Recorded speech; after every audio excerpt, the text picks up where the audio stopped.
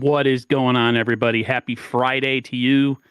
Sorry we're a little late. Things happen, but we are here finally. I'm a little under the weather, so bear with me. I'm dealing with some sort of head, chest, whatever cold. So if I'm a little slow to the draw, please understand. Before we get going, I want to introduce my co-host to a Friday show that we will be doing regularly. We haven't came up with a name yet. We were talking off screen or off stream what that name's going to be, but I'm going to introduce my young man, my young friend. I mean, the dream. How you doing, man? I'm doing good. This week was kind of rough. Obviously, Trey Lance got hurt, had a lot of tests at school, different things like that. But overall, I'm doing good. I mean, excited to do this with you every Friday and looking forward to the game on Sunday, prime time, 49ers versus Broncos. Interesting matchup, two good teams. Russell Wilson, obviously, the 49ers kryptonite the past couple of years. But it'll Like be a decade. yeah, it's been a while, man. But it's fun. I mean, I'm excited and I'm happy to be here. I'm happy you're happy because I'm happy too. It's trying to nail down and start doing things kind of in a more organized fashion with streams, during the week. It feels so much more organized mentally for me who has anxiety. So if I can lock down certain days with certain folks and just have it like right on a regular basis, it just makes it so now you can just worry about the topics now. I don't have to worry about chasing your tail trying to get guests on and stuff. So um I figure we kind of hit the giant elephant in the room. That a week later, we're both dealing with it. Kind of the aftermath of the Trey Lance situation. I'll let you go first, and then I'm going to share my opinion because I can get a little salty. Uh, it's kind of like a breakup, It hurts, and you say you're over it, but it still bothers you a little bit. How you feeling about the whole Trey Lance situation? Him being lost for the season, lost is the ability for him to get reps. And we're kind of right back where we started from where we started years prior with Jimmy Garoppolo. How you dealing with all that? I mean, it sucks. I mean, coming into this season, I thought this was the year where Trey Lance was going to silence the doubters and he was going to prove everybody wrong. And it was exciting to see. We were all, I know a lot of Niners fans were excited to see Trey Lance under center this year. We saw him a couple of games last year. He showed some flashes. And this was the year where we get to see Trey Lance, hopefully, for majority of the games. And this was our year to see Trey Lance. And then to see him go down, I was at that game. So I actually recorded the clip and then I Ugh. put my phone away, and then I see a player down on the field, and my uncle turns around to me, and instantly I'm like, "Oh no, it's Trey Lance," and I really couldn't, I couldn't process it for a while, and like my whole mood after that, even though we were winning and we were dominating that game, like my whole mood kind of changed because I was really excited to see Trey Lance this whole season, and even this week and for the remainder of the season, my excitement level has kind of dropped because, like I said, a lot of Niners fans, including yourself and me, I think we were all looking forward to seeing Trey Lance. And this was our year to see what this kid is made of, to see what he's good at, to see what he can improve on, just to see the ups and downs, to see everything from Trey Lance this year, and to for him to get hurt week 2, it's honestly a bummer. And my excitement level has definitely dropped for the remainder of the season. Now, at the end of the day, I'm still going to root for this 49ers team. I know certain Right. fans are like, I'm not going to root for the 49ers anymore. Da da da da da. At the end of the day, I said this a couple of days ago on my channel was that I'm a Niners fan first. I have preferences at who's going to be quarterback. Yep. Obviously, a lot of people have preferences. Some people want Jimmy to be quarterback. Some people want Trey Lance to be quarterback. Now, I'm one of those people that prefer Trey Lance to be quarterback. But at the end of the day, now that Trey Lance is hurt, I still want my team to be successful, even if that means Jimmy Garoppolo's under center. I still want my team to do well. I still want my team to make the playoffs. So at the end of the day, I'm a Niners fan first, and I still want my 49ers team to be successful, even though Trey Lance isn't at quarterback and I have my preferences. I still want my team to be successful for the remainder of the season. The way I look at it is this. Look, I'm a 49ers fan. I've been a 49ers fan a long time. Um, Way longer than you've been alive. Carcast is in the comments here, way longer than he's been alive. Long time. And I've been through a lot of ups and downs emotionally as a fan. As a fan, this was tough because um, he had it's so deflating in the sense that like a lot of people are like, oh, you're a 49ers fan first. You're just supposed to, Jimmy comes in and you're just supposed to, shift all your emotional whatever to Jimmy and just let the game go. And hey, we're winning and we're beating up on a really bad Seahawks team. Like I was happy we won. Like you said, I'm a 49ers fan first, but I've seen this before. I've seen the Jimmy.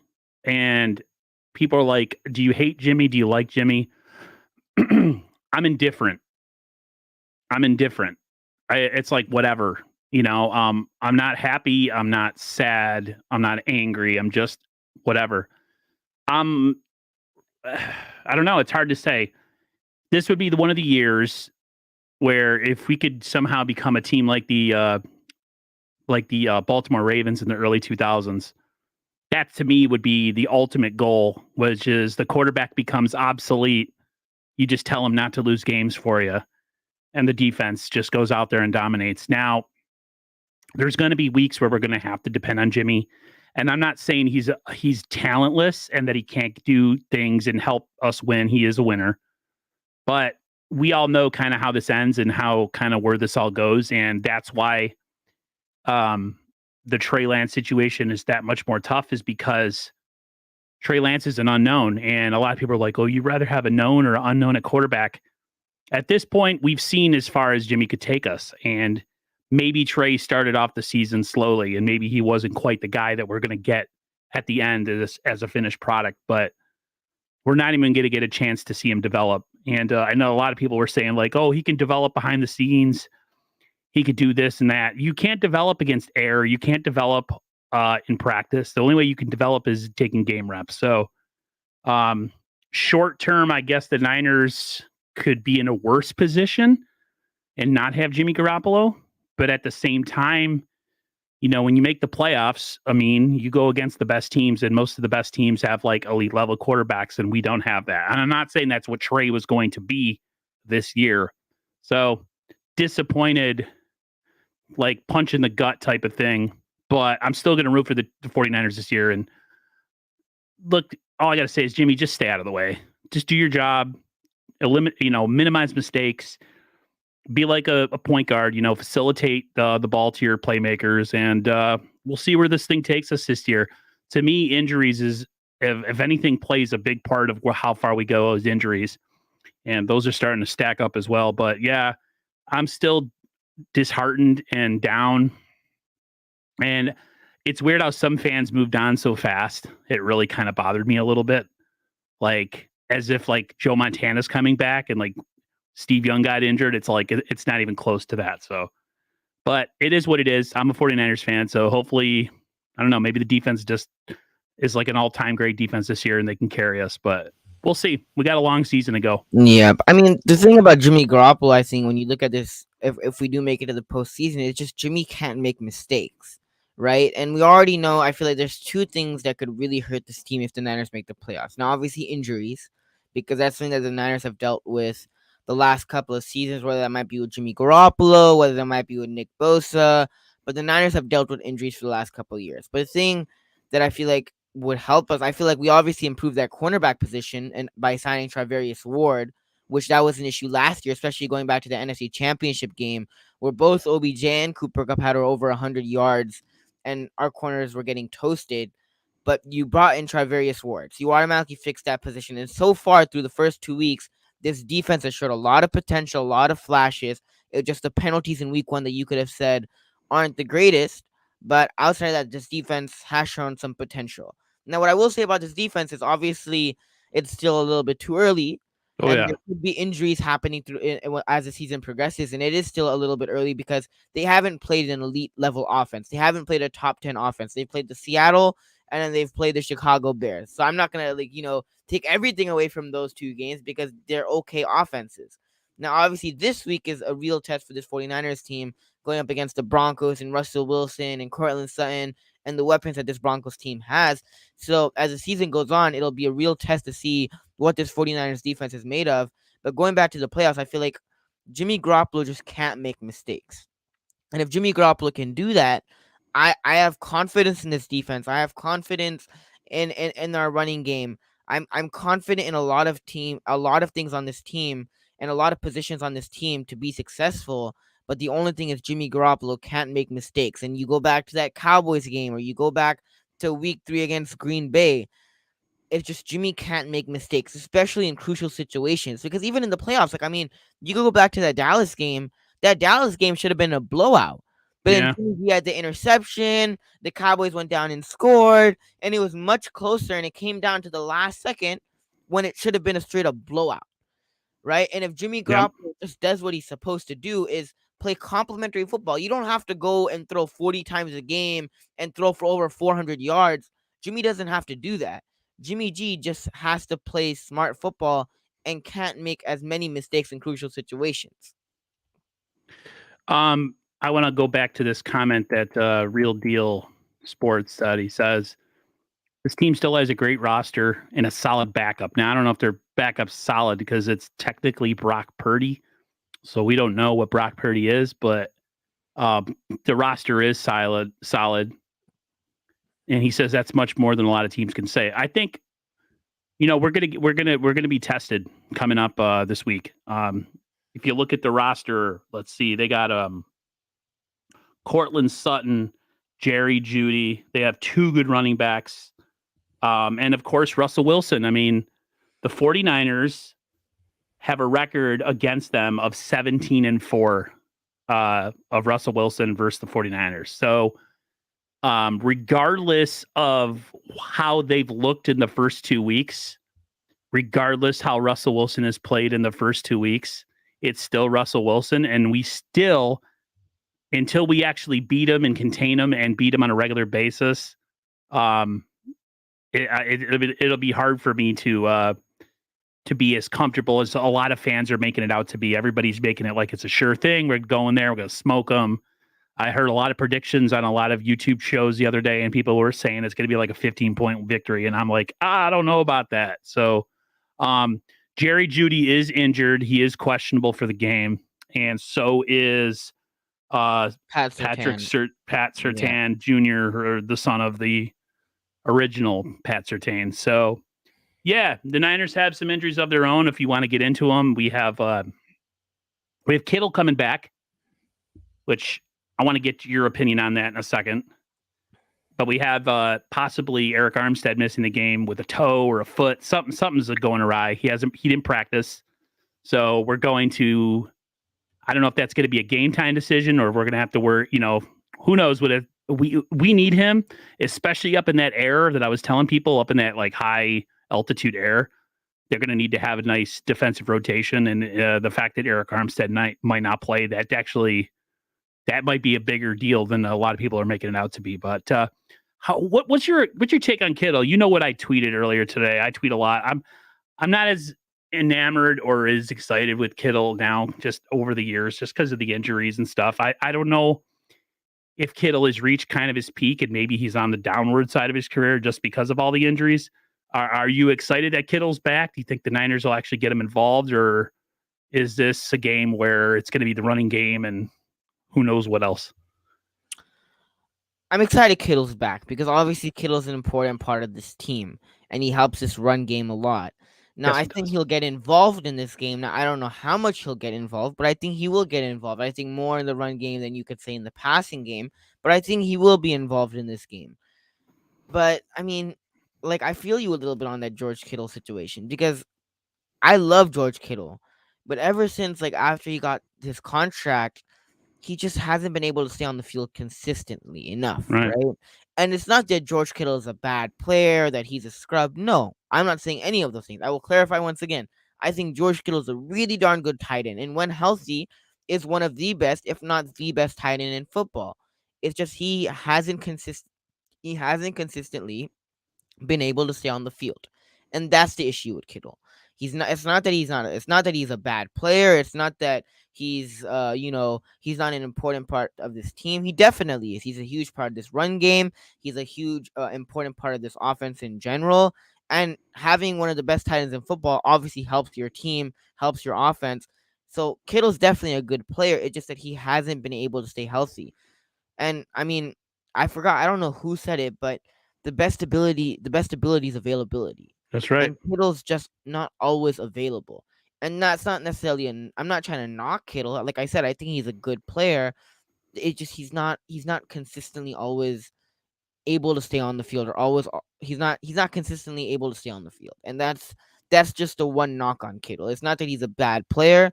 It's just that he's not always able to stay on the field. And that's the thing about Kittle, right? And that's just the way he plays the game. He's a physical, he'll fight for extra yards. Like, he's a physical player, right? And football's Hmm. a physical sport, but that's just the way Kittle plays. And same thing with Debo. He's not afraid to lower his helmet or lower his shoulder to try to gain extra yards.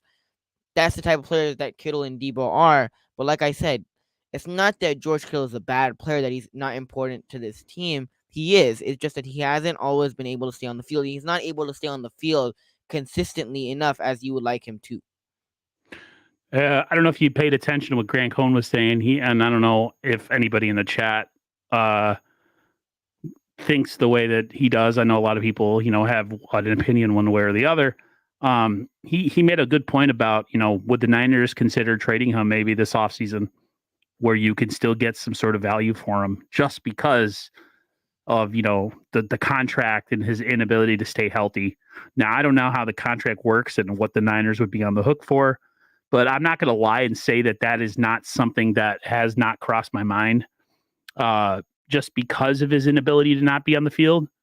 And he is really talented, but it's just it's just the fact that he's not consistent. He's not on the field consistently. He misses a good amount of games every season, and I know a lot of people will say, "Well, that's just something comes along with George Kittle. It's kind of like Gronkowski. You're gonna have him, 13 games a year, but he's gonna miss at least 5 or 6." And it's just like, for the amount of money that they're paying him, and for how much of an integral part of he is to the offense when he is playing, it has crossed my mind if they would ever even consider moving on from him a year early than a year late. I know Jimmy is a great facilitator to Kittle when he plays. That's the one thing I will say about Jimmy. He definitely looks for Kittle. So it'd be interesting if they have one of those kind of Kittle-esque games where he like 8 receptions for 150 yards and a touchdown. So, but yeah, he's at a point right now in his career where, like Grant was saying, he's kind of on the edge of his prime, and he's kind of going towards, the prime, the downhill part, just because he's almost 30 and he's had a lot of, lower extremity injuries. So, I'm not saying get rid of him. I'm not saying trade him away. He sucks. I'm just saying you definitely something you guys as fans be realistic with yourselves as a fan. I have a lot of people on Twitter when I commented that Kittle, something about Kittle not playing. A lot of people are like, "Oh, he decided to grace us with his presence. He's going to play." Like, people are a little frustrated just because he's always hurt. So, it's not like he's missing games on purpose. I know he's not, but we'll see. I think Kittle is due for a big game with Garoppolo back in the lineup, and hopefully that happens this Sunday. Yeah, hopefully. I mean, if Kittle gets involved and he has a big game, that obviously increases the 49ers' chances of winning on Sunday. So, you know, if he does get involved, that would be great. I want to ask you about Brandon Ayuk and Danny Gray, and a lot of fans have been a little bit on the discouraged side of things because they think now that Jimmy's back, that all the hope and dreams of having this like burner and Danny Gray is going to be useless. I know I was one person that said, what's the point? You might as well just, scratch that idea because Jimmy just doesn't have the ability to get the ball downfield. I feel like Danny Gray unlocks this offense and gives us something that we haven't had in a long time. And with Trey being the guy, he would have definitely been able to take advantage of that. So it's my question to you is, with Ayuk primed to have a great year with Trey, now that Jimmy's back at quarterback, um, do you see either of them still shining and having, a year that will, kind of push the 49ers offense into another level? Or now that Jimmy's back, is this going to kind of be, same old, same old? I mean, I don't think this offense is really gonna change much from what it was the last couple of seasons with Jimmy Garoppolo under center, right? And the thing about having Trey Lance under center is that obviously with Danny Gray as well is that both of them can take the top off the defense. Danny Gray's a burner. He's fast. He's your deep threat. Trey Lance can hit the deep ball. Trey Lance can extend plays with his legs. Like that's what Trey Lance brought to his offense, right? Whereas Jimmy Garoppolo, not necessarily the best at extending plays. I don't know if it's Kyle that doesn't trust him to take the top off the defense, but we really, from what we've seen, Jimmy Garoppolo isn't. That's not his strength necessarily. His strength is in the intermediate 15 to 20 yard range, and he's really good at that. So I don't really see this offense elevating their level of play from what they were the last season, from what they were with Jimmy Garoppolo the last couple of seasons, especially looking back at last year. I think the Niners offense will still be really, really good, and I think this Niners offense can still move the ball downfield and put up points. But I don't really see this offense elevating to another level. Which I don't see this offense elevating from to another level with Jimmy Garoppolo under center. I saw that with Trey Lance, the potential of it elevating with Trey Lance under center because of the things that Trey Lance brings to this offense and the things he could potentially bring to this offense and add to this offense. But with Jimmy Garoppolo, I think this offense kind of will be the same. It'll still be an efficient offense. It'll still be a really good offense. I just don't see it elevating, if that makes sense. And then Brandon Ayuk and Danny Gray, I don't know. I don't really see Danny Gray having that much of an impact this year because I don't really think Kyle really trusts Jimmy Garoppolo to throw that deep ball. You might see some play action passes from Jimmy Garoppolo from time to time, but I don't see Kyle calling a deep shot a deep shot with Jimmy Garoppolo and him hitting Danny Gray deep for like a 60 yard or 70 yard or whatever it might be. I just don't see that. So Danny Gray, I don't think he'll have that much of an impact this year. You might see him maybe catch a touchdown or two, but I don't really see him having that much of an impact. If and I don't see him having that much of an impact. Whereas if Trey Lance was quarterback, I think he would have a bigger impact.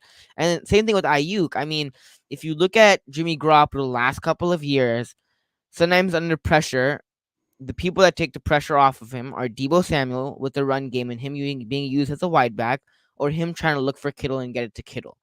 Brandon Ayuk is a third option when Jimmy Garoppolo is under center. Whereas with Trey Lance, when he's under center, Brandon Ayuk got a lot of more targets. Brandon Ayuk, now obviously it was early, so we didn't see the full potential of what could have happened this season with Brandon Ayuk. But with Jimmy Garoppolo under center, Brandon Ayuk is not the first option, neither is he the second option if everybody's healthy. He's a third option. He's wide receiver number 3. He's a third option, not wide receiver number 3, but he's a third option in that offense with Jimmy Garoppolo under center. So I still think Brandon Ayuk will have a good year, but it's probably not going to be as good as it would have been if Trey Lance was under center. I don't think I don't think it would be as good if Trey Lance. I don't think it would be as good if as with Jimmy Garoppolo under center. I think he'll still have a good year, right? I don't think he's gonna have a bad year, but it definitely won't be as good as if, or it would definitely won't be as good with Jimmy Garoppolo under center. A lot of people are peeing in their pajamas because they think that Jimmy's going to come out and he's going to be this different quarterback, that he's going to be something we haven't seen before, like Jimmy Unlocked. People, he's 9 years into the league. What you see is what you get. He's not going to be different. Can he work on turnovers and not throwing the ball to linebackers on a consistent basis? Maybe. But he's not going to all of a sudden be in the deep ball thrower. Now, Titan Purdy 808 did have a good point. He says, hey, if Tua can hit Hill, Jimmy can hit Gray, basically the same players. I think you meant Tua hit, Tyreek. You're right, Tyreek Hill. Yeah, it's just the 49ers just don't throw the ball with Jimmy like that. They don't. Number one, they don't throw the ball with Jimmy Garoppolo like that. And number two, it's not that he can't hit Danny Gray deep. It's just not likely that he hits Danny Gray deep. And it's not likely that they call that play for Jimmy Garoppolo. It's not impossible, but it just isn't likely. Right? And same thing with Tua Tagovailoa. I mean, shout out to Mike McDaniel and what he's doing in Miami, because Miami's 2-0. They made a comeback against Baltimore. Tua that was dirty. amazing. I was watching that game with my brother. Ooh. Right? Tua looked amazing, and Mike McDaniel is looking like an offensive genius, and he's making Tua Tagovailoa look really darn good. Right, but it's like I said, it's not that he can't do it. It's just not likely that number one, Kyle draws up that play, draws up a deep shot at Danny Gray, or draws up a play like that, and it's not likely that Jimmy would either take that throw or hit it. It's not impossible, but it's just not likely. Varuna says sorry, but Tua is better than Jimmy. I don't know, man. It's been it's been 2 weeks, Varuna. I Give think, it a yeah, little bit of time. I yeah, mean, yeah, he has upside. his coach. He has his coach behind him. That's all I got to say. Not something the 49ers have with any of their quarterbacks when they play.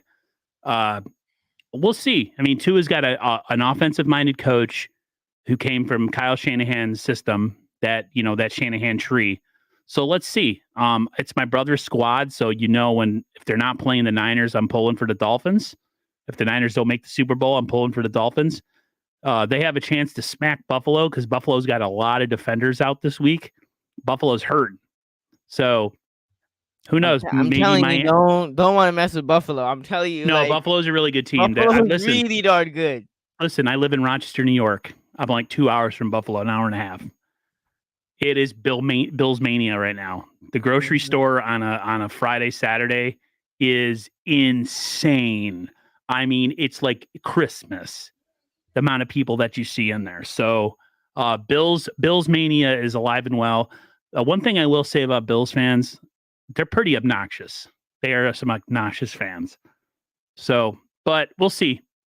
Um, Varuna says it's not that Kyle does not scheme deep receivers for Jimmy. How many times does he avoid Ayuk, even Danny Gray? Yes, that I will say that he has reads where he has guys open. He just doesn't pull the trigger. A lot of people say maybe it's a Kyle thing. No, I think it's more of a Jimmy thing. I think Jimmy came into last week's game, piss and vinegar because he was the backup and he was coming in to save the day. So Jimmy looked like a different player. I think Jimmy, the normal Jimmy that we've seen in the recent years, is going to be the quarterback that we're going to see in Denver. So, listen, I'm not crapping on Jimmy. I'm like I told you guys before. I'm indifferent. I'm not happy. I'm not sad. I'm not angry. I've seen this all before. So, unless Jimmy can do something that's never been done before and come back and be this different quarterback, which I doubt, um, it's going to be more of the same. It's going to be running game and defense, guys, just like it was in 2019. Maybe our defense is that much better and our secondary is that much better than then we can elevate and get past where we were. But long season to go, guys. We got 15 regular season games before the playoffs even hit. So I'm going to slow my roll. This season is definitely going to be a season where I'm just going to sit back and be quiet and watch. Uh, Other than usually I'm super intense and like crazy and I lose my mind. I was a little bit like that against Seattle. Um, and against Chicago, I was a little antsy, like, angry, whatever. But, now that Jimmy's kind of the guy again, I have to I have to lower my expectations for sure. I mean, oh man, I don't know. Like after that Super Bowl, like I was a Jimmy fan. I was a Jimmy fan. I still remember calling on my dad while he's at work, and I'm like, "Oh my God, Jimmy Garoppolo just threw a sidearm throw to Trent Taylor for a touchdown, or Hell Jimmy yeah. Garoppolo just led this comeback drive against the Titans. I can't believe it. We just won 4 games in a row, 5 games in a row, We all fell for it, dude. right?" And Jimmy was like our superhero at one point, right? Jimmy was like our Superman. And then like that's the thing though, there were concerns after those 5 games, and you hear all like when they gave him that contract, they're all like, it's 5 games, right? It's only 5 games. Now the thing about Jimmy Garoppolo is I think the injuries really tarnished what we thought he would be and really hurt him as a player. So Jimmy Garoppolo, I don't think Jimmy Garoppolo, because of those injuries, I think those injuries really did affect and have an effect on what Jimmy Garoppolo ended up becoming for the Niners the last couple of years. But I mean, it really sucks because I mean, we lost that Super Bowl, and I'm not saying it's because of Jimmy Garoppolo completely, but we lost that Super Bowl, and even last year the NFC Championship game, it sucks. It's on it, and it hurts because you make it that far, and even especially last year, you were like 3-5. You make a comeback. You make it to the playoffs. You have a deep run. You have a Cinderella story run in the playoffs. You make it to the NFC Championship game. You're up by 10, and then you end up losing in the fourth quarter. And it's like, that's really my big worry for this year is that hypothetically, if everything goes right for the Niners and the Niners do make it, to the playoffs and they have a good deep run in the playoffs, are we gonna have a different outcome, or is the same outcome gonna happen again? Is history gonna repeat itself where the Niners have a great playoff run and everything goes right, and then right up until the end, the Niners just kind of blow it and we end up losing and we have another heartbreaking loss either in the playoffs or the NFC Championship game? Like that's also one of a worry for me. Like it honestly, I really hope that doesn't happen again, because I mean, you've probably been alive for the Joe Montana or like the Steve Young Super Bowls. All I've seen while I've been alive is Richard Sherman interception in Seattle, losing Super Bowl against the Ravens, losing the Chiefs Super Bowl, losing the NFC Championship game, losing against New York in the playoffs because of special teams and muffed punts and kickoff returns. Like that's all I've witnessed while I've been alive as a Niners fan, was just heartbreaking playoff losses and heartbreaking losses just in general. Titan Party says, so basically we need an all-time elite defense. That sounds easy enough. Yeah, I mean, Tommy Huxley pretty much said that Beathard was, what do you say, dog water, toilet juice? Yeah, listen, a lot of people who make that conversation that Jimmy was the best thing that the Niners had in a long time. CJ Beathard and Nick Mullins are not NFL caliber quarterbacks. Listen, they're that bad. I'm not saying Jimmy. Oh, go ahead. No, so this is something that a lot of people don't realize, and about when CJ Beathard and Nick Mullins were under center. Ugh. 2018, Jimmy Garoppolo gets hurt. Our best player, you could argue, on defense that year was like, sure, Eric Armstead, but like our linebackers were like Cassius Marsh and people like that. Like that was still our second year in the Shanahan Lynch regime. The team was still getting better. So it wasn't like a team at 100%. It was still a rebuilding team and trying to get better. Second year in Kyle Shanahan regime. So that team wasn't like the team we know now with Bosa and all sorts of players. So yes, obviously when you have CJ Beathard and Nick Mullins with a team that's still rebuilding and trying to get better, that team obviously isn't going to do that great. How we don't obviously Jimmy Garoppolo would probably win more games if he was under center, but that season we weren't like a Super Bowl contender that year. We were still a team that was rebuilding and trying to get better. 2019, we know what Jimmy Garoppolo did. Fast forward to 2020, Nick Bosa gets hurt. Pretty much our whole defense and a lot of the offensive guys goes down, right? Our best player that year on defense was Fred Warner. And Fred Warner had over 100 something tackles and was making plays almost every single game. And he was that one like bright spot of our defense that year. But we had a plethora of injuries that year. So when you have a plethora of injuries in 2020, and then Jimmy Garoppolo goes down, and then some backup quarterback, Nick Mullins or CJ Beathard, comes in, how much can a CJ Beathard or Nick Mullins do when your team is that depleted with injuries? I didn't expect anything of that season. Once Jimmy went down and we were playing, and then Nick Mullins Bosa and got CJ. hurt, and all these big players started going down. Like, I mean, how much do you really expect? And even if Jimmy Garoppolo was playing with that many injuries, with Bosa going down, Jimmy Ward, Tart, with all those injuries, like how much can you really expect from your team? Whether that might be with Jimmy or CJ Beathard under center, I feel like with like people look at that record specifically and be like, "Oh, we win with Jimmy Garoppolo," and with other quarterbacks we don't win. Now, yes, we don't win with those other quarterbacks, but there's other factors, and there are other factors that you have to take into consideration that we don't win because we had injuries in a lot of those years. And in 2018, our team was still a rebuilding team. So I don't think it's all CJ Beathard or Nick Mullins. I think they have a part to play in it, why we didn't win games. But I think injuries is also a part of it. But that narrative, like I agree, the narrative of Jimmy just wins and we can't win without Jimmy. We can win without Jimmy. It just there's been other factors with injuries and and having third string quarterbacks that affected us not winning or that had an impact on it. So I don't think it's all Jimmy wins and CJ Beathard and Nick Mullins and backups can't win. I just think there's other circumstances that Niners fans have to take into consideration and look at. That it's not just Jimmy; it was other factors also. Let me say this. Also, I want to let you know I did, because me and Silverado couldn't have a stream midweek. I did initially invite him to our stream, Silverado Kev. He said he wouldn't be able to make it, but he just shot me a message saying, so I sent him a link. So Kev might be joining momentarily. This is the thing with the Jimmy Garoppolo narrative. Put Jimmy Garoppolo on this team without an elite defense and running game. Can he stand toe to toe at Aaron Rodgers? Can he stand toe to toe? Frick no. I'll say it straight up. Frick no. Can he stand toe to toe with the I said the Lions quarterback, Matthew Stafford? Can he stand toe to toe with Josh Allen? Can he stand toe to toe with Patrick Mahomes? The answer is no across the board. Jimmy is a fine middle of the road quarterback with average arm strength, pretty accurate in the mid range game. Put him in the middle, put him on any other team that doesn't have the supporting cast that we do, and he's not half the quarterback that he is with the 49ers. Is he the best quarterback the 49ers had in years until they trapped the Trey Lance? Absolutely.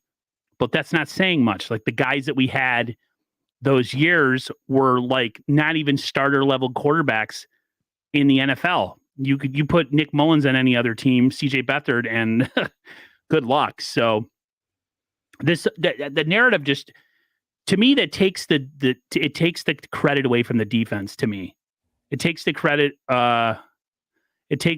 away from hold on a sec, from the defense and the running game and all the other players that were part of this squad that actually helped us get to a Super Bowl. So I'm just waiting for Silverado to see. It's on Twitter, homie. I sent it on Twitter.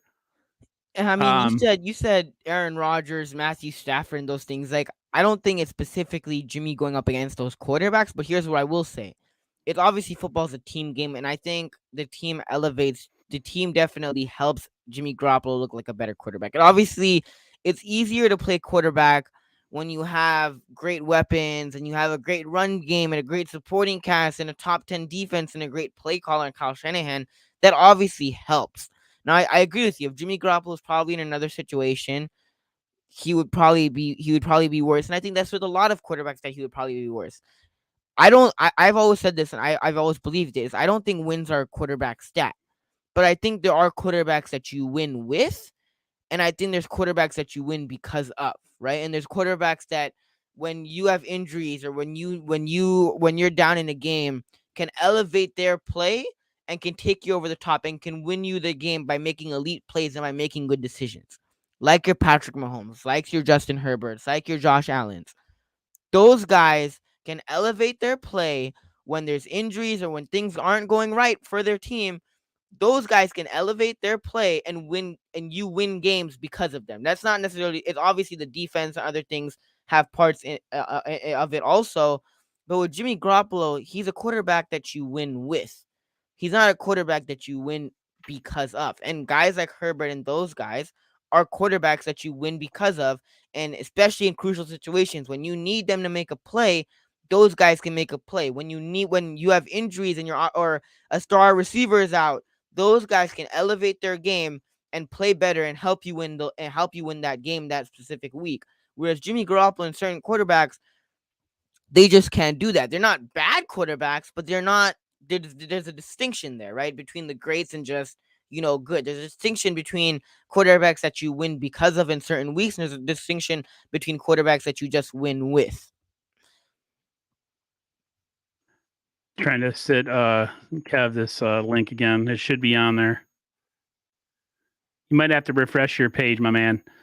Sentinel made a good point. He says the win stat with Jimmy. There he is. Yay! We got to get a. Hold on. Win stat with Jimmy. There he is. Yay! Okay, there's a major delay. What the hell? What's that? Give me 1 second, chat. Let's take this out of here. On this side, on this side. What's that? You were split down the middle. All right. What's going on, man? What is going on? What's up, Kev? Oh man, you got it. Yeah, we got it. No, I'm going to come back to Kev and just kind of give him a little bit of a quick summary of what we've been talking about. Listen, Kev is one of those guys. I know the Real Talk 49er, Real Talk Niner Talk guys are not Jimmy guys. I want to ask Kev's opinion on the Jimmy stat or the Jimmy narrative that he just wins. What's your honest opinion on that whole situation? Because I know you and the fellas have a very strong opinion. I know you're 49er fans first, but as far as Jimmy fans, if you're going to the Real Talk Niner Talk show to watch people that love Jimmy, you're going to the wrong show. That's all I'm going to say. Hey, man, look, like I put the other day on Twitter, man, contrary to popular belief, I don't hate or dislike Jimmy.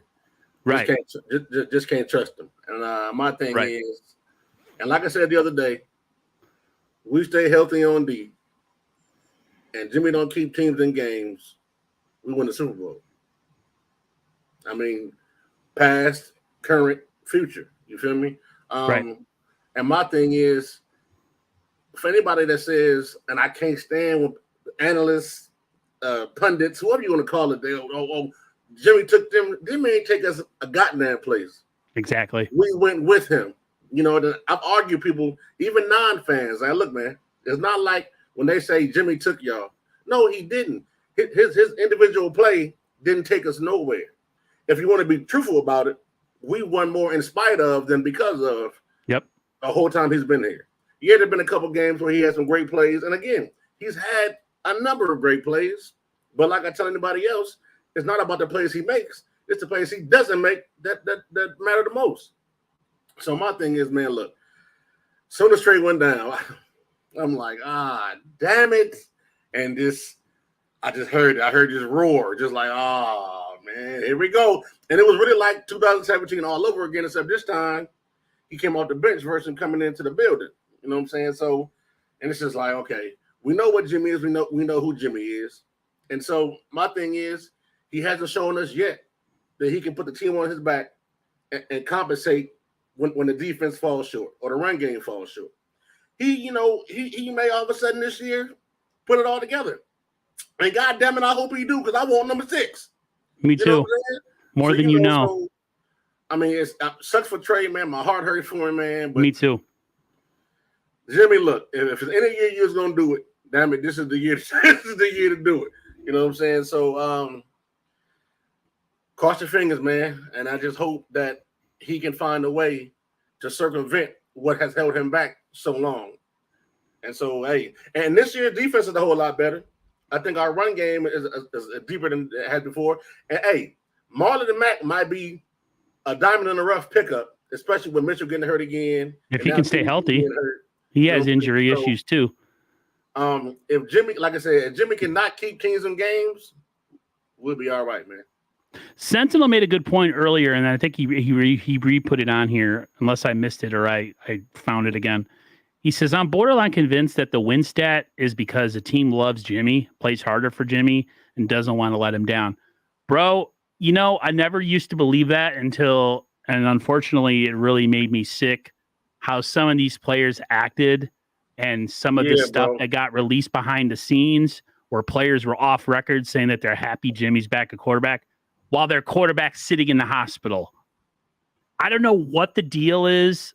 Like, yeah, he's a good guy, and I'm sure a lot of them all get along, but I thought the last time I checked, the old 49ers of old, yeah, it's cool to get along with your teammates and it's cool to be like cool with everybody, but I always believed in a little creative tension. I thought creative tension behind the scenes where maybe there's a little bit of things going on between other players, that kind of brings the best out of people. I feel like when it's too much kumbaya and everybody's loving Jimmy and everybody gets along and everybody's going to each other's weddings and stuff, like what happened to the quest? What happened to the Super Bowl or bust mentality of the 80s and 90s where if we didn't win a championship, it was a failed season? Now you got people talking on Twitter, talking on YouTube that, hey, it's about the journey. No, it's about winning. I don't care about the damn journey. At the end of the day, I want to be the team that's getting handed that trophy. And I want to be the team that they're talking about is now tying the Pittsburgh Steelers with 6 championships. I want to be that team. I don't care about how everybody gets along. And he's right. I think a lot of these guys do play harder for Jimmy. And it's sad because Trey hasn't had that opportunity. And to have people already talking behind his back saying that, hey, we're back to 49er football, Kyle Juszczyk, that pissed me off. What do you mean you're back to 49er football? You mean 2 yards in a cloud of dust and then going back on defense and having the defense There's win it a for you? reason why. There's a reason why they play harder for Jimmy. Number one, because now, do I think it's right and do I agree with why they play harder for Jimmy? No, I don't agree. I feel like they should play hard for both quarterbacks. But the reason why they play harder for Jimmy, you could say, is because Jimmy's been there for longer, right? So naturally, all the guys have a good relationship with Jimmy Garoppolo. We've known that for a lot of years. And a lot of the guys just rally around Jimmy Garoppolo. They've known him since 2017. George Kittle and all these guys, they just love Jimmy Garoppolo because they just spent more time with Jimmy Garoppolo. And I mean, even if you saw it on Sunday, Jimmy Garoppolo comes out and throws a touchdown after Trey gets hurt, and all the guys are smacking him on the helmet. The whole team is smacking him on the helmet. That and bothered saying, me. saying, yeah, Jimmy, go, and uplifting Jimmy Garoppolo. That was terrible. It obviously, and even McGlinchey, and I'm like, McGlinchey, what happened last week when Trey gets sacked, and you're like not doing anything about it, and you like walked off the field, even though Trey got sacked because of you, and then you could just tell, right, that the team, for whatever reason, like some players, or at least majority of the players, you could say, rally around Jimmy Garoppolo more. And I think part of that is because Jimmy Garoppolo has been there for longer and he has more relationships and he's been through more with that team than Trey Lance. And I feel bad for Trey Lance because this was a year that he could prove it and he could, gain the respect of the guys, of the guys in the locker room, and, show them that I can win and I can do certain things also. And, kind of gain that respect from them. And I'm not saying that he wasn't respected already, but he could have proved himself this year to not only the fans, but to some of his teammates as well. And now he doesn't get that opportunity because he's out for the rest of the year because Kyle Shanahan ran him in between the tackles as if he was Derrick Henry. See, I'm not in the mindset that Kyle purposely got him hurt or I don't Kyle's think he reason. did it purposely. I don't think he did it purposely either. Listen, Trey's not a running quarterback. Trey's a scrambling quarterback. He can scramble. He could buy time. He can make off-platform throws. He can make throws to the boundaries. All those things that Jimmy can't do. He can elongate plays. Personally, he looks uncomfortable when he runs, Trey. I always thought he looked uncomfortable. Some quarterbacks look super comfortable. Like Josh Allen, he's a beast. I can't stand the Bills where I live, but fact of the matter is when that man runs, nobody wants to touch him. Trey doesn't quite have that burst. He's not Kaepernick fast. I mean, Kaepernick would hit the edge and it was bye-bye, baby. Forget it. No one's catching him. The thing that really bothers me is there is supposedly a 15-player council on this team that Shanahan goes to. And a lot of people from that council were the ones that supposedly he went to get the okay to have Trey Lance start this year. And they all, quote unquote, agreed. But you have to imagine the players who may be speaking out to the media behind the back of the rest of the team. Who do you think that might be? A Kyle Juszczyk, a Mike McGlinchey, a George Kittle. Those are all Jimmy guys. They're not Trey Lance guys. So it sickened me to see everybody jumping all over Jimmy, patting him on the helmet, loving him and stuff. And the poor kid, dude, I was so angry when that injury happened. And just pissed also. I was really pissed. Okay. And the reason why I was pissed, and I'm gonna go on a little spiel here right now, if none of you guys mind. But the reason why I was upset in the moment was because running your quarterback in between the tackles is not a smart idea. It's just not. It's simply not. And the more you do it, the more hits he takes, the more it takes a toll on his body, and the more it increases the chances of Trey Lance getting hurt. And Trey Lance isn't Lamar Jackson. Trey Lance isn't Colin Kaepernick. He's not Josh Allen. Those guys are fat. Lamar Jackson's one of one. Fast. He has the agility. He's shifty. Lamar Jackson, if Kyle Shanahan ran him in between the tackles, he might get hurt, but he's still fast enough to do it on certain plays because he's fast and certain things like that. Trey Lance isn't Lamar Jackson fast. But the thing that Trey Lance brings to your offense is that he can extend plays and he can take a top off the defense. That's what Trey Lance brings to this offense. And that's what Kyle Shanahan should have done with Trey Lance, is that instead of running him in between the tackles, which isn't the smartest idea, number one, and number two, which isn't putting your quarterback in the best situation, what Kyle Shanahan should have done is run the Jimmy offense, run the football, do your thing, and let Trey Lance throw 20 to 25 passes a game. And the thing that Trey Lance could do with that running ability is that Trey Lance can extend plays. If the play breaks down, he can run from it. If the play breaks down, he can go and scramble for 5 yards. Trey Lance isn't a Lamar Jackson guy where you can run him in between the tackles and I would prefer if Kyle Shanahan decided to run him, I would prefer you running him on the outside and on the edges instead of inside. That's just me personally, and I understand that. I think Trey came out and said that he's not fast enough to do that. But if you were doing that, I would rather have him run outside because it decreases the chances of him getting hurt because he can run out of bounds or he can do something than running him in between the tackles and him getting tackled by 280, 300-pound linemen. So putting Trey Lance in that situation wasn't the best situation to put your quarterback in. And the thing that Trey Lance, like I said, brings to this offense with that running ability and that athleticism is that he can extend plays when you need him to, and he can take the top off your defense with that arm. And we've seen that he could throw the deep ball. Is he going to hit it 100% of the time? No. But can he hit the deep ball at a higher rate than Jimmy Garoppolo can? Can he take the top off the defense? Yes. And that's what Kyle Shanahan should have done with Trey Lance instead of running him in between the tackles. And there's people making the argument that, oh, he was doing it at NDSU. You're comparing NDSU to the NFL. D2 Division II college football to the NFL. The NFL is a faster game. It's a more physical game. It's not even comparable comparing FCS football compared to the NFL. So if Kyle Shanahan's plan was to run what he was doing at NDSU, it was just plain stupid because it wasn't going to work out the same way. You weren't going to have the same result because guys in the NFL are faster, they're stronger. It just wasn't going to work out the same way. So what Kyle Shanahan kind of misused Trey Lance in a way, and making him run in between the tackles simply just wasn't putting your quarterback, your young quarterback who has a lot of potential, putting him in the best situation. And Kyle Shanahan did not do that. Did not put him in the best situation on Sunday, and he ended up getting hurt because of it. And now he's out for the season. Okay. I mean, well, you said a mouthful, my guy. And I don't disagree with much of what you said. As a coach, as a lifetime fan, as y'all know, I'm born and raised in San Francisco, Fillmore District, the heart of San Francisco. So I've been a fan since I took my first breath, right? So my thing is, I'm going to say this in terms of the play Trey got hurt. You do realize that was the same exact play call that Debo popped that 51-yard run on, right? Same exact play call, so it was flipped, right? And so only difference is just how Trey kept it. So in that particular moment, do I blame Kyle Shanahan for the play call? No, because not only does Trey affect the run game, he expands the threat of the run game just by him being out there.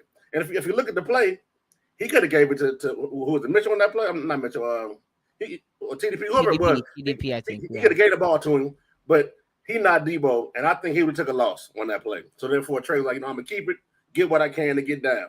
It just so happened, and this is why we'll take what Juice said was right. It was really like a freak accident. I mean, he broke his ankle. It wasn't like he was a wear and tear injury. And I mean, damn, we ran the same play a couple plays ago. So do I blame Kyle Shanahan for that particular play? No. Could there have been a better game plan? I agree. I don't blame him on a specific play, but I think he could have done it less, and I think he shouldn't have ran Trey in between the tackles as much. And that's all I'm saying. I don't think it was specifically that specific play, but I think he could have done a better job. This is my pushback, though. I mean, if Trey didn't get hurt and break his ankle on that play, we're not even having this goddamn conversation. You know what I'm saying? Had he picked up 3, 4, 5, 7 yards, hey, we scored, we're not having this conversation. But it just so happened he broke his ankle on that play. It was really like a freak accident. Now, I will say I would much rather they run a zone read to the edge versus inside, but after a while, teams kind of pick up on that. And again, it was a freak accident. He decided to keep it. He got hurt. Now, again, this is where I fought Kyle Shanahan. I know y'all seen that little stat that came up, how we passed him more once Jimmy got in there. And this is my thing. We know for a fact, it's on record. We've seen it with our own 2 eyes. Everybody, you've taken the ball out of Jimmy, you grab it in hands because you don't trust him to pass, right?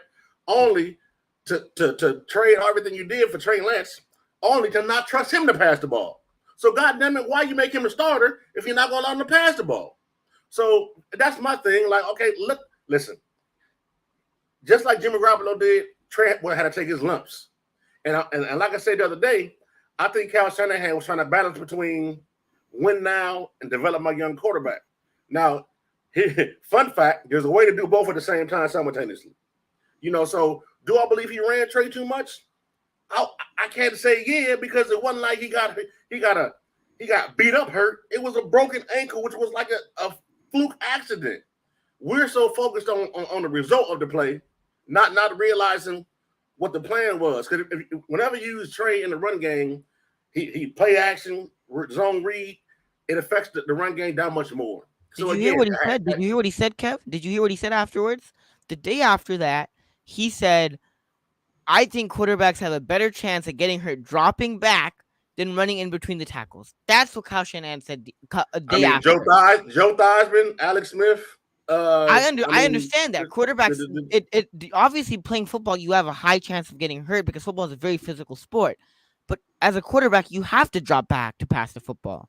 Running in between the tackles, you don't have to do. He ran. They got 3 passes out of him in that first. And that's the problem that I have. I have no problem with him. I have no problem with him running. I have no problem with him scrambling. But if your whole thing to drafting him is that he can open up and unlock an offense that is 5 yards, 10 yards in a cloud of dust, and it's all in cutting routes and slants, and you want to push the ball down the field, and then you play this scary ball against a team that they're not even on the same field that you were playing. Seattle's a bad team. Why not take a shot? And then the drive after, when Trey Lance went down, Jimmy Garoppolo had a drive where he was hitting passes, and Kyle Shanahan called 3 or 4 pass plays on that one drive. That was tough to see. All of a sudden, they're a passing team. That's my point. Like, and I was at that game. All of a sudden, everybody was like, Jimmy. Hey, you know what? Everybody. For all the people saying Jimmy. Now listen, I'm gonna tell you what they didn't show. I forgot who it was on Twitter. Had a little cut up. We saw the same old Jimmy. He missed wide open receivers. Yep. Overthrown, underthrown. Like what the? So it's like he's gotten no better since his last snap. Remember what his last snap was last year. So my thing was, that was a horrible snap. What are y'all really praising? It's like having an ex-girlfriend that you're just familiar with, so you keep taking her back. You don't like the things she do, the way she act, but you're familiar with her. And then you got a new chick that you met. You're like, you know what? Yeah, I'm gonna go ahead, but I don't know. Now she's tripping. Now let me go ahead and go back to. And I've been in that kind of triangle before where I was going back and forth because it's familiar.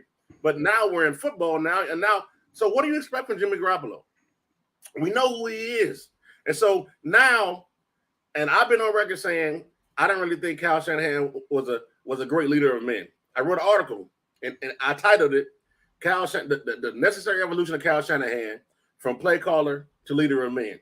You see what I'm saying? So and that plays in the now because you got to go from the coaching element to the human element sometimes. And sometimes he falls short with that. But and I really do think he handled Trey Lance wrong. I do. But we're here now. Hey, Trey, heal up, get back, and then we'll see when you get back. But now the focus is, what are you gonna do differently to get over the hump this time? Yes, your defense is better now. Yes, you have a deeper running game now. But what are you going to do differently? You know what he is. So my thing is the defense that much better to compensate for Jimmy's shortcomings? Because he's still Jimmy. He's the same Jimmy that we've seen week in and week out, year in and year out. And like I said, he's just not good enough at this point to compensate for the defense having lapses and the run game going stagnant. Because it was a couple drives last game where it was like crickets. You know what I'm saying? Like, okay, so now what? Because teams can really game plan for that. So I really want to see what Kyle Shanahan coaching is going to really come into play. And what you going to do, Kyle? What you going to do? And I'm going to tell you what, I don't want to see Debo run the ball 18 million times either. Me neither. You know what I'm saying? That really scares me. Because Debo get hurt, it's a wrap. Yeah, Season's you might as well over. just Season's pack straight up it over. If away. Debo goes down and he's out for the year, season's over. You gotta find a way, Kyle, to go ahead and kind of balance this out. And you know what? You wasn't gonna let Trey let it rip. Damn it, if you gotta let Jimmy let it rip every now and then, so be it, just to keep teams off balance, because right now they know what to do. Put pressure in his face and crowd the middle of the field. Jimmy gonna crumble. What up, Jesse? I just want to props to Jesse. I think, did he hit 7,000 subs? Am I right? Did he hit 7K? He hit 7K, man. I like Jesse. On YouTube. Jesse's one of the best 49er content creators out Yep. there right now. Like Wednesdays behind enemy lines, Tuesdays with Sunil. Like Jesse be pumping out the content. He be doing an amazing job with that. Shout out to Jesse. I love Jesse, one of the best 49er content creators out there right now. Like he's killing it. Like literally, and the amount of the consistent uploads, everything. Jesse's hands down one of the best out there right now. Major props. And he ain't too big to come jump in other people's streams too. Like I said to him on Twitter, that's what separates him. Is some people get big and they forget like where they came from or who, where they started. Where Jesse's one of those dudes. Hey, you want an overlay? Hey, you want an intro? Hey, I'll jump in your stream. Oh, whatever. So props to Jesse. I hope your channel keeps growing. One of the best dudes out there. Love the dude. I'm glad I got into the YouTube thing mainly because some of the relationships that I've developed with the guys that are sitting here in this chat right now. I love Silverado Kev, one of my favorites. I love the Real Talk for Niner Talk panel. All of those guys. I was on there one time. They gave me an intro music, dude. Hey, I said, "Can I have Cult of Person?" I was like, "Can I have Cult of Personality from Living Colored?" They're like, "Absolutely." That's what we do. I thought all the guys in the panel were going to be like, "Oh my god, what is this?" No, everybody was like, "Hell yeah!" I was like, "Yes." Here's the thing, and then I want to move on to Talanoa Hufanga. I want to move on to some good news because that boy can play.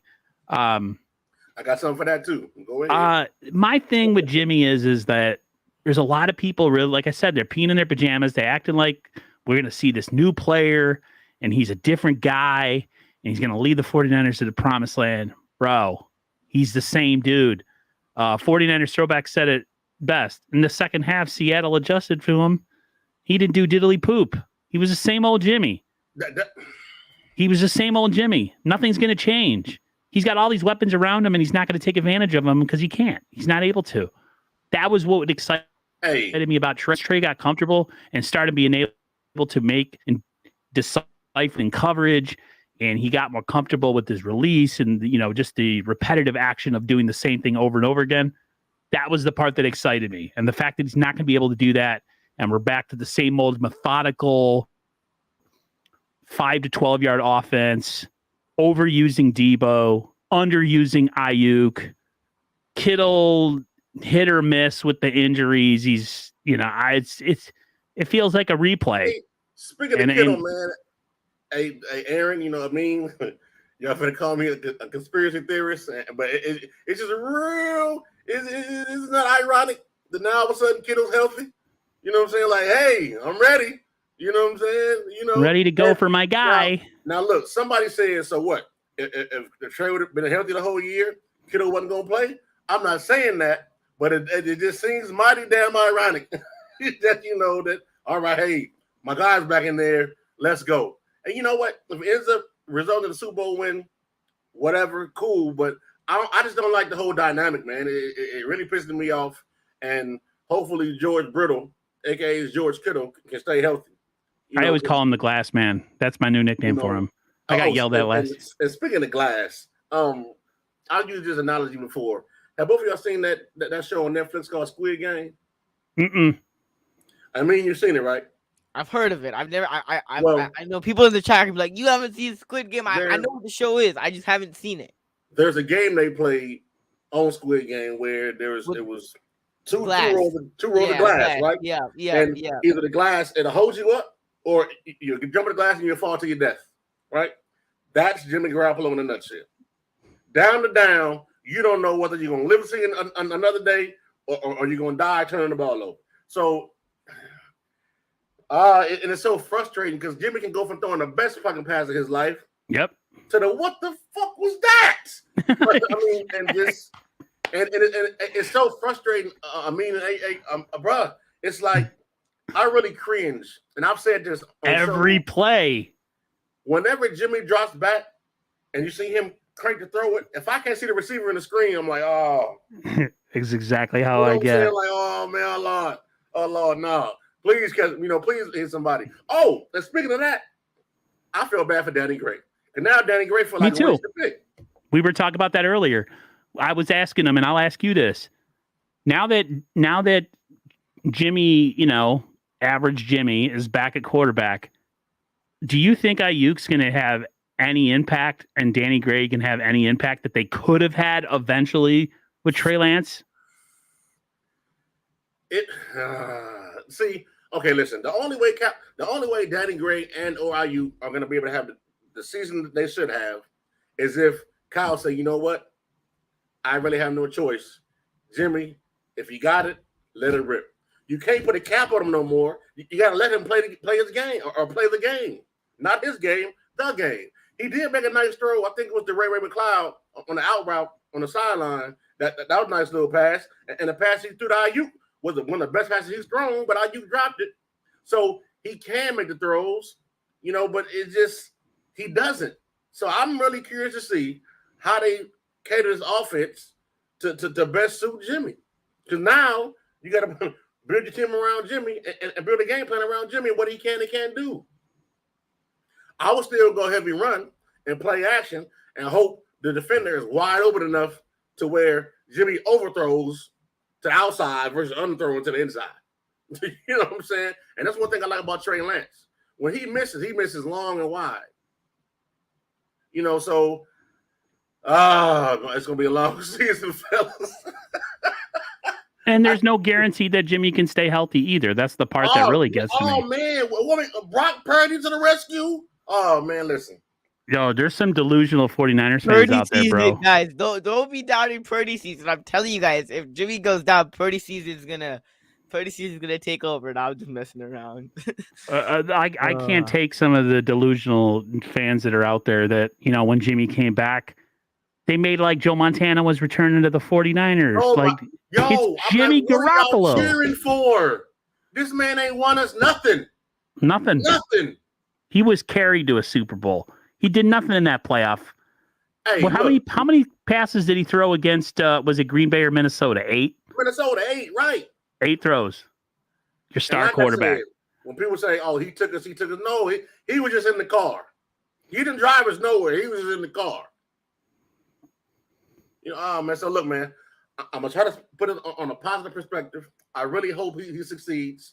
I really hope we see the best Jimmy we've seen so far. I just don't really have faith that we will, because based upon if history repeats itself, which I hope it doesn't. But we've seen, and like y'all said, the cheers that came out the crowd was like, is Steve Young or Joe Montana come out the tunnel or something? No, but the funny thing about it was like when Lance was down, there was a fan right next to me that was going on a rant to all the people that were like literally in his section, like, Kyle's an idiot. Why would you run Lance? Da da da da. And then Jimmy has that drive, and like that same guy's like, Jimmy, and everybody, like, literally in a span of like 5 minutes, everybody was like, Jimmy, and I'm like sitting there, and I'm like, I realized we scored a touchdown, but still the excitement level wasn't there, because that's what I wanted Trey Lance to do. I wanted Trey Lance to score the touchdowns. I wanted Trey Lance to win that game, right, with the under center with the 49ers, and like, it definitely has dropped. I agree with Green. I said this earlier in the show. Yeah, Green. The excitement has definitely dropped. And it sucks that it even happened week 2, because this was the week where prime time, Russell Wilson and that Broncos team going up against Trey Lance, 49ers led by Trey Lance under old center. Lion versus young Lion. Yeah. That's what I wanted to see. This was the matchup, right? And not old Lion versus hyena. Yeah, and that's the thing. Before the season started, a lot of the fans were like, even if we beat the Bears and if we beat the Seahawks, it doesn't matter, because we should win those games. The real test starts when we play the Broncos and the Rams and the Buccaneers and the Chargers, and now we don't get to see Trey Lance, go up against those teams because he got hurt. And this was the week. This was the week where we get to see prime time. Everybody's watching. What is Trey Lance made of? And this was and And if we did win that game with Trey Lance on Sunday, it would be great because this was the real test. And a lot of 49ers fans eyes that like Jimmy Garoppolo and that were on the Jimmy Garoppolo train and that preferred Jimmy Garoppolo to be the quarterback this year. These were the games, the upcoming games, like against the Broncos and the Rams. This was the real test in their eyes. Real prime time, too. This was their test.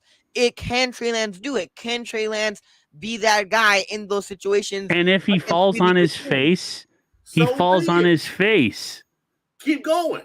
You got to give this kid a fair shake. Hey, I'm surprised. So I'm surprised as soon as Trey got hurt, we didn't get flexed out of Sunday Night Football. No, because they're all in love with Jimmy Doofus too. All of those people. What?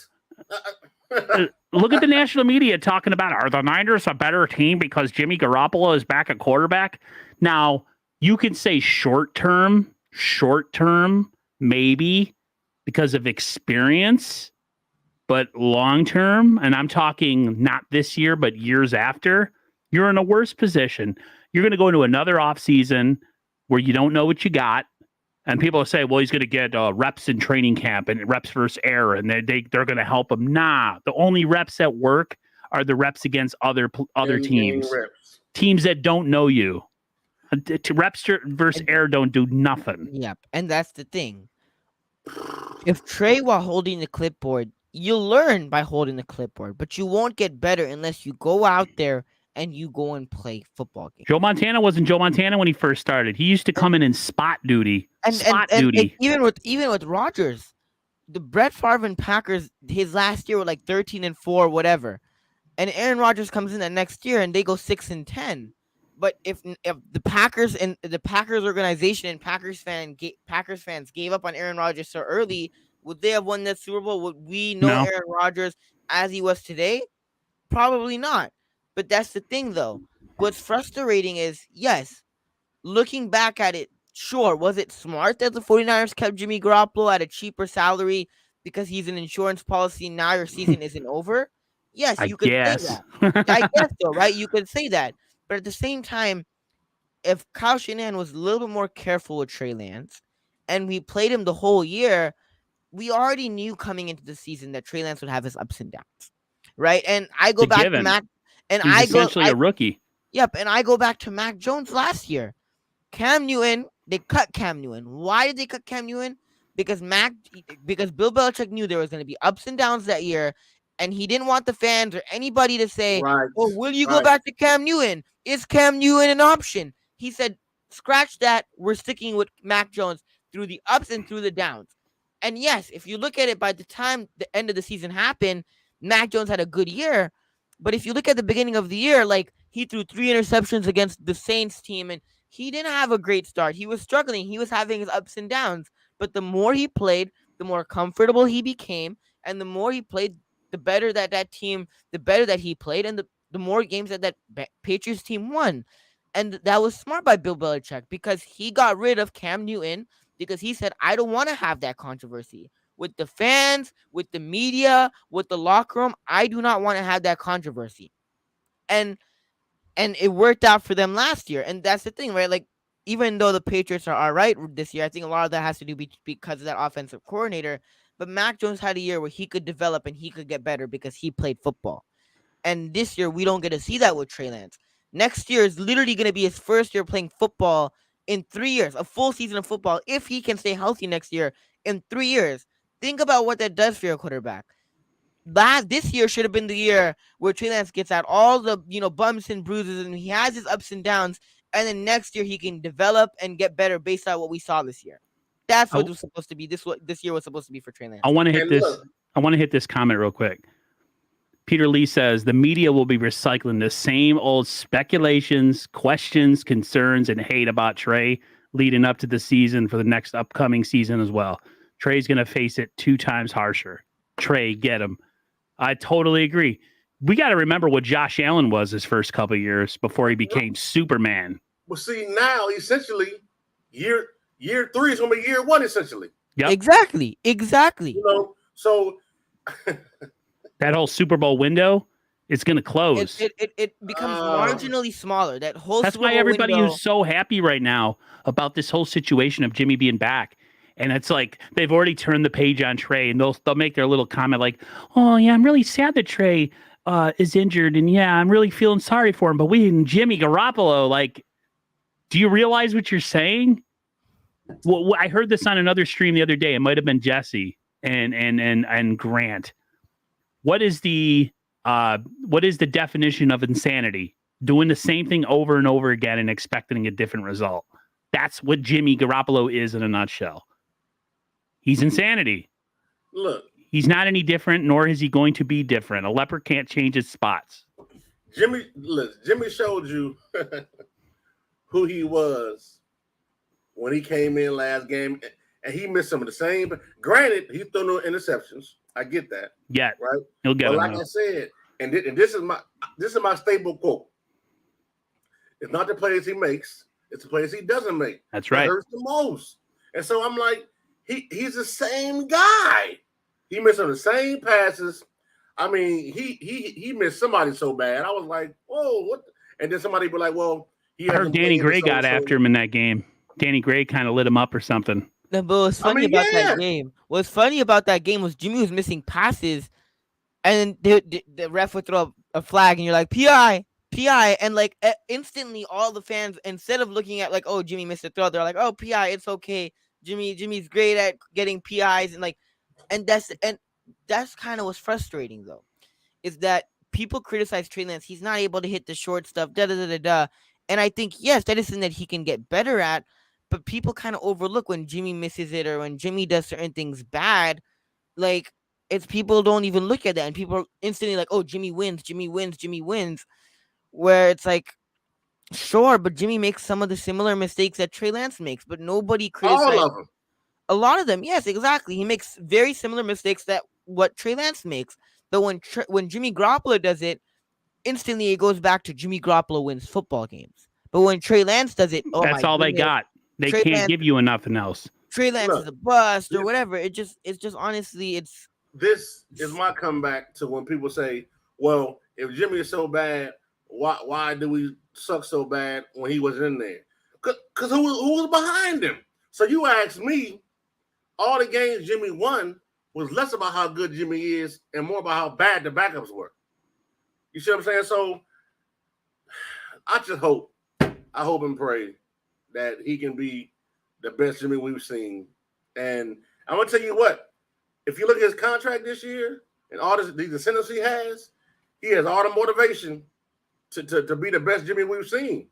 And so now he's really auditioning. Sadly, he's auditioning for two things now, Aaron. He's auditioning for another team and a new contract with us. Because if you think about it, we don't know what Trey's going to look like when he comes back. I pray my lucky stars that he's going to be even better, or much like the same, but with an upward incline. But it's like, what's up, man? Light skin. I see you, boy. Minor Gang Podcast in the house here. What's up, man? Aaron, bro.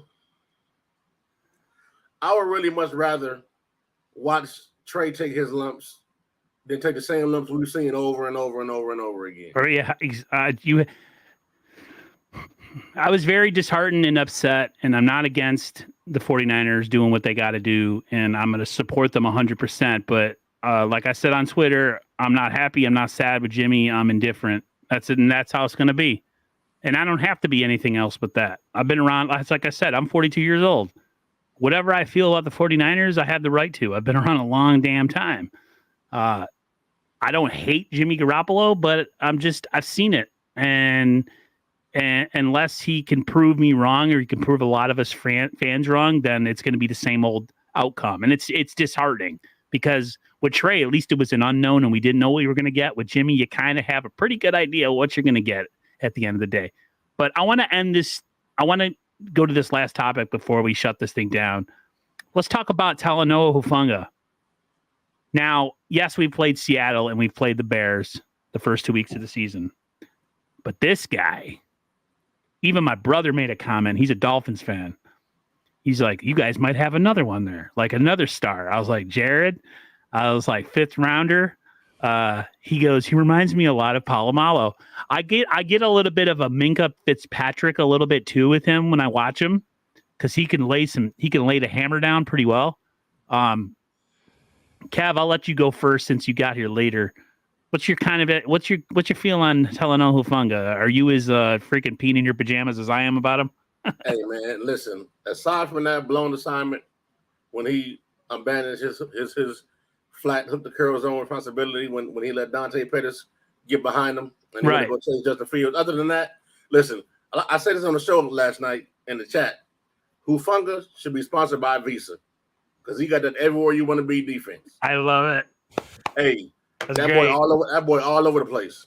And I love it because if you think about it, once Jimmy Ward come back, can you imagine? Oh my God. Listen, that secondary, we are light years ahead of where we've been, even without Jimmy Ward. And then if we get Verrett back too, who's someone that could play spot duty.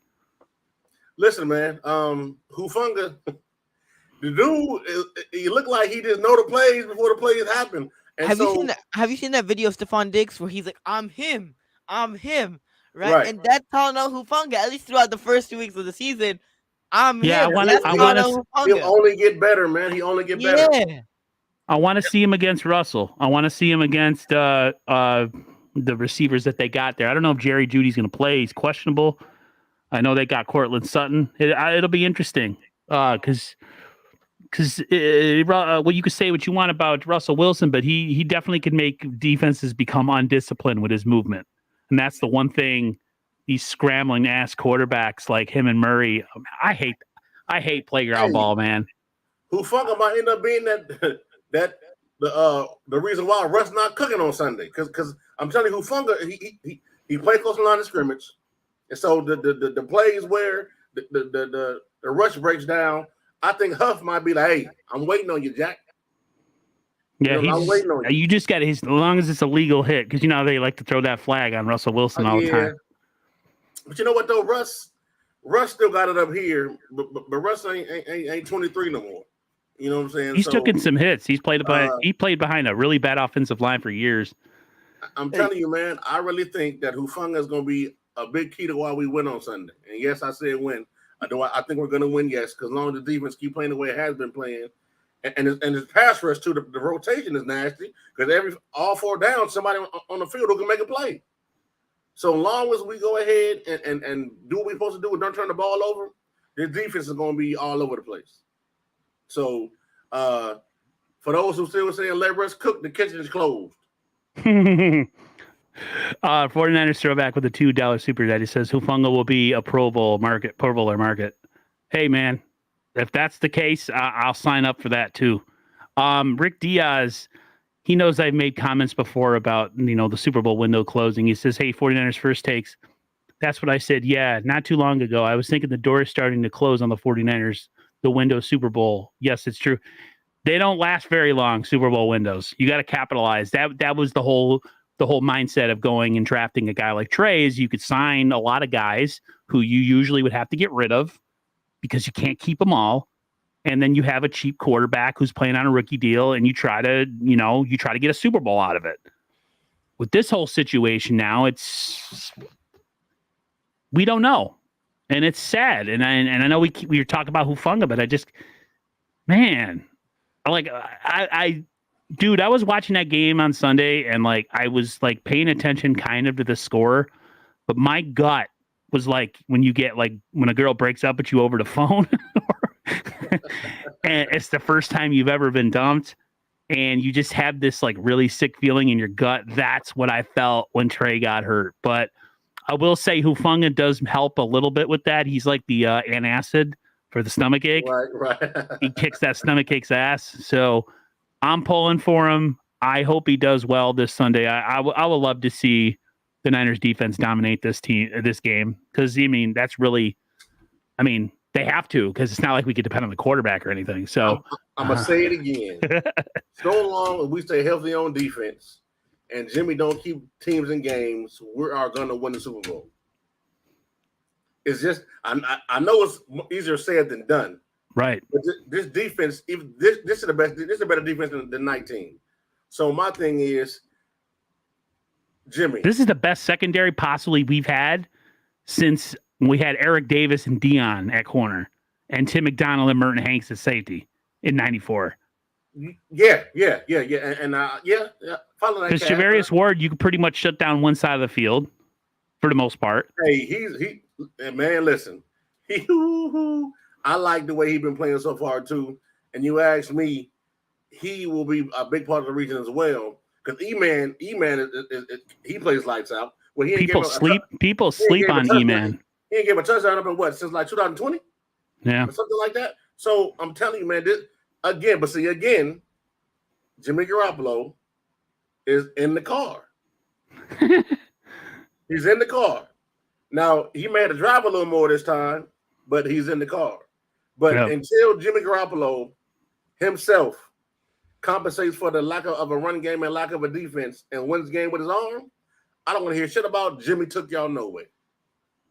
100% agree. This 49ers defense, I mean, my goodness, the secondary has been playing amazing football. And without Jimmy Ward. And without Jimmy Ward, exactly. Without Jimmy Ward, this defense has been playing phenomenal football. I'm telling you, Jimmy Ward, that Bears game, Jimmy Ward play, that shit don't happen. And already this defense is playing at a high level. Imagine adding Jimmy Ward to the lineup. And Tano Hufanga continues to ball out the way that he's been throughout 2 weeks. This defense, if they can stay healthy, this team, if they can stay healthy, can be dangerous. This defense has shown flashes, even in that Chicago game. It was shutting down that Bears offense. Now, obviously, if you move aside the penalties, that wasn't great, but they bounced back and they did better in that second game. This 49ers defense has shown a lot of potential. Now, obviously, it is early, and they haven't gone up against the greatest offenses, but this 49ers defense has shown potential. It has shown its flashes, and I said this walking out of the game, and I don't know if you agree with me, Kevin, Aaron, but so far, this secondary has been playing better than the defensive line, in my opinion. It's been playing better than that defensive line. Yeah. And if the Niners make it to the playoffs, if this defensive line can just elevate their game a little bit, and the secondary with Jimmy Ward being back in it, and the secondary playing as well as they've been playing so far, this defense and this team can be really scary. It can be even scarier than what it is now. I just want to see Drake Jackson get unlocked a little bit. I want to see a little bit more of him. I'm pulling for Drake Jackson. It's coming. Rick Diaz, I think this comment has to do with what people see when they watch the 49ers on TV. Rick Diaz, man. He be in the chat too on the show. He says, my brother is in the panel. Are you guys reading the comment I'm giving you where what everybody sees when the 49ers play on TV? What do they see? As far as if you're talking about as far as with Jimmy, I think a lot of these pundits that you see on television, guys, I don't think a lot of them watch 49er games. I think a lot of them are people that watch the highlights. All they see is a W. That's all they see is a W. That's all they see, because all of us are obsessed with the 49ers because that's our team, and I've been watching 49er games since, as long as I can remember. So like I'm always going to have the advantage even on a guy that's on TV. Yeah, he might know how to talk about defenses and how to read them. And some guys can really break down film and all that. But when it comes to like the nitty gritty of like who plays well, who doesn't, who's the real reason why the 49ers win, most of us fans who watch games like it's our, last meal, we're so intent when we watch it. We're the ones you want to ask of what's really going on. I don't think a lot of these national pundits really pay that much attention. So all they look at is the wins. That's it. They don't look at the game inside the game. David Villa says, fan since 88. I've been a fan since 89, man. And I got that jacket too. It's beautiful. Man, since 78, baby. Like I said, I think my first word was Niners. I'm born and raised in the city. You know what I'm saying? It sucks being an East Coaster, man. I want to go out there one of these days. I want to meet up with everybody one of these days. Hey, my mama, to this day, lives blocks away from where Canada used to be. So, yeah, like I said, I'm so San Francisco. You see what I'm saying? Like, it still hurt to drive home and see that big ass gaping hole where Candlestick used to be. Somebody put a really nice picture of Candlestick at nighttime the other day on Twitter, and I was going to put something like, when winning Super Bowls is what mattered, because I've been taking digs at people that are all about Jimmy and oohing and ahhing and it's about the journey and all this and that. And I'm like, can we just go back to the days when, like, if we didn't win a Super Bowl, someone might get fired? Like, I miss those days. That's what I want. I want that kind of pressure.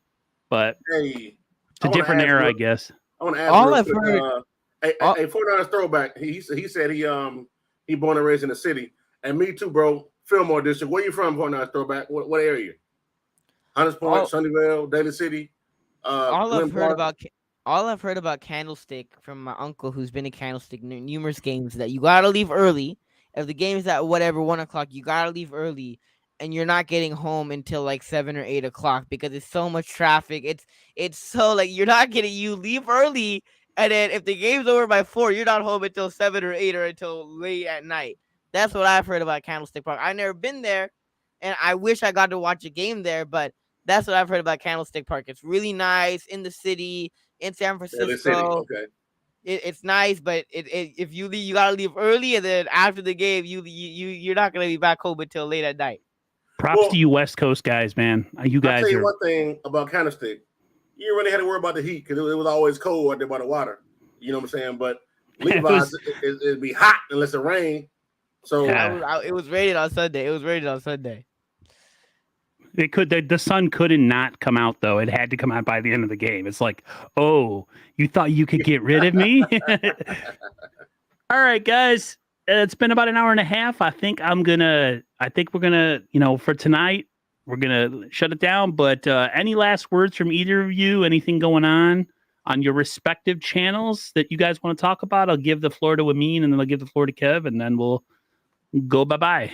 Nope, I appreciate you for having me on. Obviously, it's been fun talking with you, Silverado. Kev, I think it's my first time doing a show with you. I've seen, obviously, your channel, Real Talk Niner Talk. Love the setup and love the group of guys that you got there. Amazing show there. So go check out Real Talk Niner Talk if you haven't already. Hit almost, 3K subs already? Like, you guys have been... We're at like 3.9, knocking on guys, 4,000. Really? Yeah, wow. You guys have been... I remember like when I first started watching you guys were like what at like 900, and all of a sudden you like completely jumped, and I'm like, whoa! Like one day I click on, you guys are like at 2K, and they do, and they only do a Wednesday show. So that's for the off season.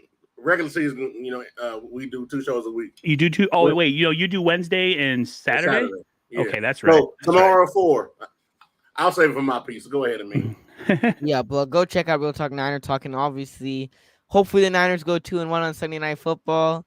And I appreciate you for having me on, Aaron. See you next Friday. Yeah, we'll definitely do this again next Friday. I can't wait. I'm still trying to lock down a midweek guy here. It's tough because either people are already locked in, everybody's got jobs, kids, wife. So the midweek show is becoming the more difficult one to lock in right now. But my goal is to have 3 shows a week, Monday, Wednesday, Friday.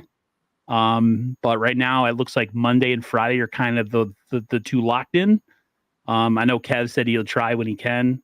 What I might do is maybe I'll just have like a rotating guests on Wednesday and make it kind of like a, whoever can make it kind of thing. And if more than one person can, it'll turn into a trio or something. But go ahead with Real Talk Niner Talk. What's up?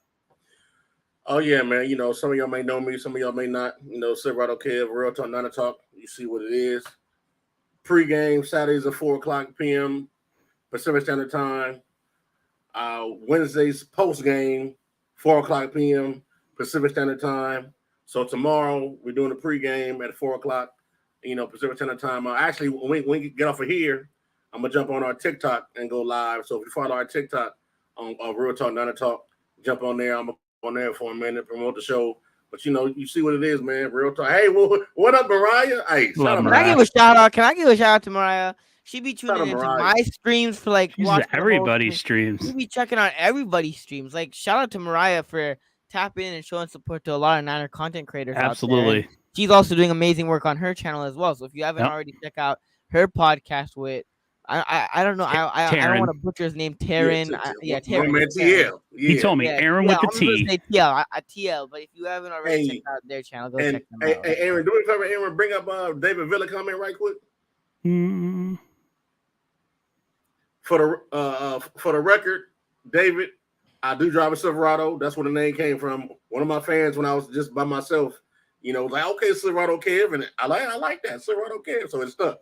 So I do drive a white Silverado on black 22s. You know what I'm saying? So 24s, excuse me. So yeah, man, real talk, down to talk, man. Come check us out. Unabashed, unbiased. Straight, no chaser. You're gonna get it real. We don't want to pull no punches. If you trash, we'll say you play like you trash. You did a good job.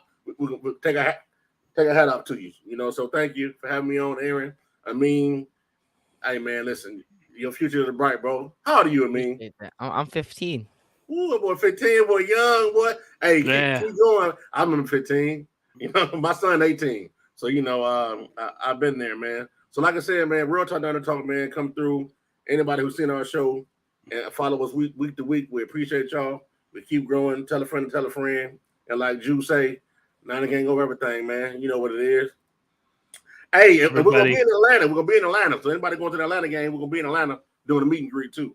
Oh, that's gonna be awesome. Yeah, now I would say that Real Talk Niner Talk channel is probably the most entertaining stream. It's not, some streams they try to be super professional, like they're like a newscast or a podcast. This is like, it's like a freaking, I love it. They always drop in that Stephen A soundbite all the time. That always makes me bust out laughing.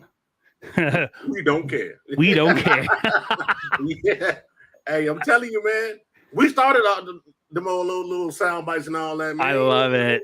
Stephen A. I mean, he has a lot of sound bites, right? Like that blasphemous, or like or like we don't care. Like, how about them Cowboys? Like Stephen A. got all of the sound bites. I love how he rips on the Cowboys. It's probably the best thing. There was one sound bite from Stephen A. I got to get to Don, and I'm gonna use this for all these Jimmy sexuals, I call them.